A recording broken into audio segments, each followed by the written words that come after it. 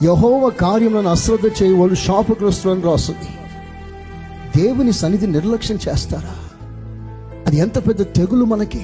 ఒక్క మాట, ఆలస్యం కూడా చేయకండి. అతి ప్రాముఖ్యమైన విషయం అయితే తప్ప దేవుని సన్నిధి ఎన్నడూ ఆలస్యం చేయొద్దు. 9 గంటలకు మనం ఆరాధన ప్రారంభిస్తే నువ్వు నిజంగా ప్రారంభ ప్రార్థనకే నువ్వు ఉండగలిగిన ఆ కృపను పొందుకోవాలి. నువ్వు 2-3 పాటలు అయిపోయిన తర్వాత వచ్చిన నువ్వు నిర్లక్ష్యం చేసినట్టే.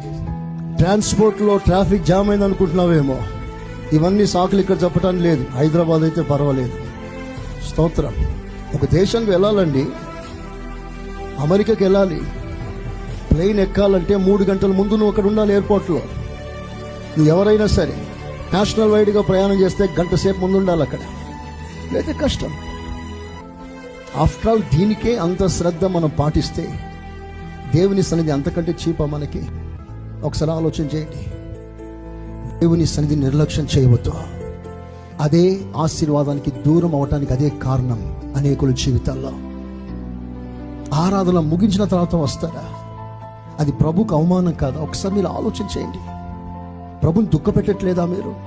మీరు వచ్చే సమయం ప్రభు నోట్ చేయట్లేదా?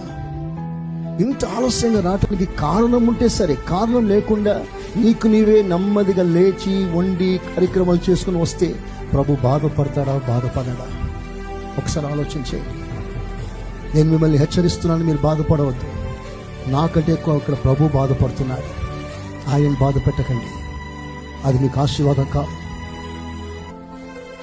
ఈ మాటలు వింటున్న మీలో ఏ కొంచెమైన కసి వైరాగ్యం ఉంటే రేపు వచ్చే ఆదివారం, స్తోత్రం చెప్పు గట్టిగా, వచ్చే ఆదివారం కరెక్ట్గా 9:15 లోపల ఇక్కడ ఉండాలి. 15 నిమిషాలు నేనే మీకు గ్రేస్ పీరియడ్ ఇస్తున్నాను. 9:15 ఆదివారం అదే పనిగా మార్కెట్కి వెళ్ళి మటన్ తీసుకొచ్చి వండి బాగా ఉడకపెట్టి టైం 9 అవుతుంది. సరే, ఇంకా 2 విజిల్ రాలేదని విజిల్ అంతా మోగించి ఉడికిందా లేదా 2 ముక్కలు నోట్లో వేసుకొని రుచిగా ఉంటే 2 ముద్ద కలిపి స్తోత్రం తినేసి వచ్చారనుకో, ఈ రోజు నీకు ఇవ్వాల్సిన ఆశీర్వాదాలన్నీ పోయినట్టే. You last. సండే బ్లెస్సింగ్ నువ్వు పోగొట్టుకున్నావు. ఆయన సన్నిధిలో ఉన్న దీవెన, ఆ శాశ్వతమైన సమాధానం, దైవికమైన ఆశీర్వాదం అన్నీ నువ్వు పోగొట్టుకుంటున్నా. నా మాటని చీపుగా తీసుకోవద్దు దయచేసి. ఛాలెంజ్గా తీసుకోండి.